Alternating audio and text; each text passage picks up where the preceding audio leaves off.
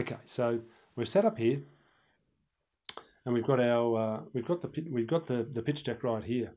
Let's get ourselves comfortable so we can go through it.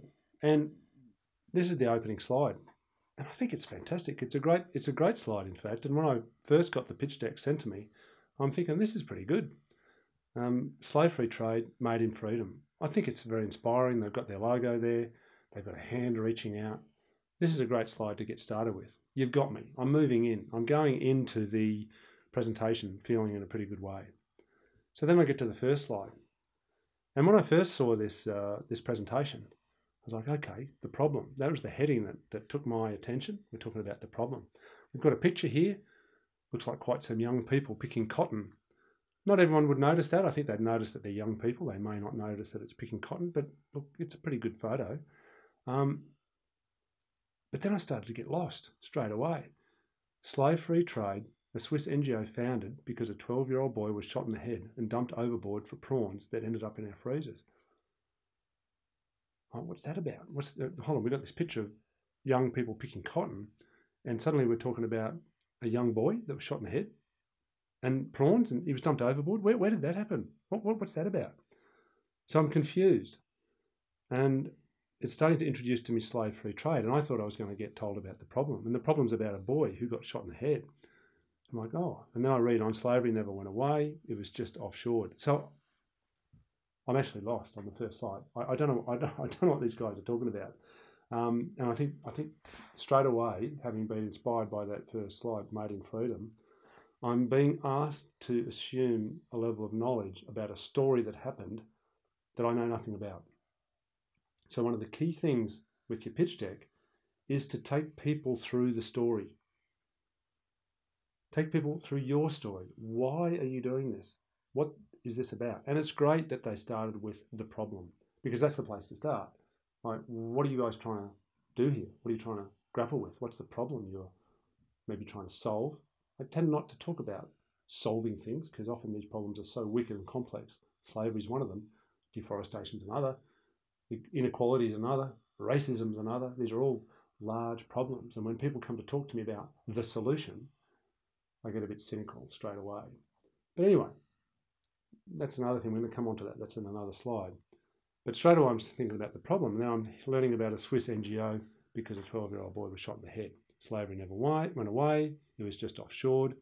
There are more people in modern slavery right now, and I've got capitals. I don't like capitals. I want you to stay away from capitals. It's like you're yelling at me. I get the need for emphasis, but capitals aren't great because I get a feeling I'm being yelled at. Okay? So right now, then across the entire 400 years of the transatlantic slave trade. Now, I'm starting to get the picture. I don't mind that last sentence there, but I'm already confused by the time I get it. But now I'm starting to recover. The first few little bits here about the boy got shot in the head and dumped overboard, I was actually confused. But now I'm getting down to the scale of this problem. The scale of this problem is that there are more people in modern slavery right now than across the entire 400 years of the transatlantic slave trade. So that's pretty big. So you're starting to capture me. But now I've got a little diagram here. 99.92% supply chain blind spot. I don't know what that means. 77% of business, so it's got a spelling mistake in there. I think it should be of businesses, have modern slavery. And there's a reference there. Holt University. I don't know who Holt University are. Hundreds of millions of people work in poor human rights conditions, the Modern Slavery Index. So I sort of got the sense that this is a big problem, but I'm still a bit confused. There's statistics there. I don't really know what that means. Supply chain blind spot. And I've been working on supply chains for the last 20 years. So I'm already a bit confused. Okay, well, I'm a bit confused.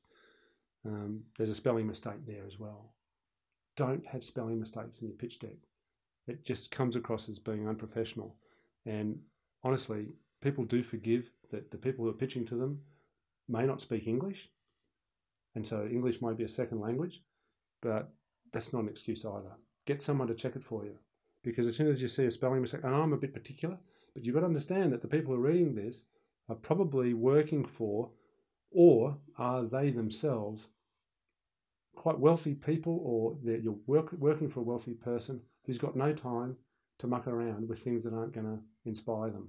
So as soon as you've got a spelling mistake, or, and I'm very pedantic about this, you've got an apostrophe in the wrong place, you start thinking you're dealing with people who aren't paying care and attention to what they're giving to you. And if they're not paying care and attention, if they've got spelling mistakes, or if they've got confusing messages in their first slide after their title slide, why would I read on? You've lost me. I'm lost at slide 1. Okay, so this goes in the bin. We've got confusing pictures here with text that doesn't join up. You understand? Okay, so let's go to the next slide. Now, I actually love this slide. I think this is a great slide. It's a very powerful slide. What I've learned is that the folk at Slave Free Trade are just still in the process of getting permission to use this slide. But you show me that slide and I'm getting a sense of slavery, or at least poor working conditions. I'm looking at those miners. Now, they're African miners. I don't know the detail of where they are, but that's okay. This is a powerful image. This, to me, after the title slide, which was fine enough, this is probably the most positive and powerful slide in the entire slide deck. Look at it. You can see the men are covered in some white dust. They look exhausted. They've got pretty flimsy equipment on that looks like they've got a headlight on. They're probably underground mining. I'm looking at that and thinking, yeah, that looks like slavery to me. That's pretty powerful. And what I love about this slide is there's no words on it. I don't need words on that slide. I've got it. So if you want to convey to me the problem, if we go back to that previous slide, start with this. Start with this slide, okay? Because it's a very powerful image. And then you can put words to it. And I personally, many people are different, but this is great because it hasn't got any words on it. And you'll see what I mean in a minute when we go through the rest of the slides. So if you've got a slide like this, now,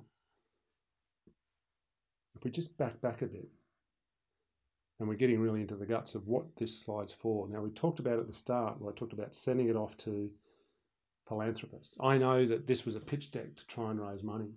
I should have made that clear to you, that you're sending this. We're sending this pitch deck to someone. What I was going to say then is imagine if you're actually presenting this deck. Okay, so let's assume that we're sending this, that you're not going to get a chance to stand in front of the person that you're pitching to and present it, because then you do something different. Okay, in this case, we're sending it to someone. We don't get a chance to stand up. This is a magnificent slide for a pitch deck where you're actually presenting. And you can stand there and you can talk to this very powerful image. Okay, now, the fact that you're sending it to someone, you're not getting the chance to actually talk to it, but that's okay. And one of the mistakes there is to cover this picture with text. You don't need to do that. Go to the next slide. And on the next slide, having the person sit there and look at this image, very affected by, you know, the looks on these men's faces. Go to the next slide, and then you can explain what this slide's about. You can put some text. You can now start talking about the problem. So going back to the previous slide, this previous slide with the problem, just start with that picture. And don't talk about slave-free trade. Don't talk about the 12-year-old boy. That can come later. I know that story. We're going to talk to Brian Islam, the founder and CEO of Slave Free Trade, about that. We'll incorporate that in the course. But that's nothing to do with the global slave trade problem. That slide of those African men does. So start with that and then go into what are we going to tell you about that slide. As I say, because we're not presenting it to someone, we're sending it to someone. The next slide is where you can actually still go into the detail. Otherwise, it's just a picture.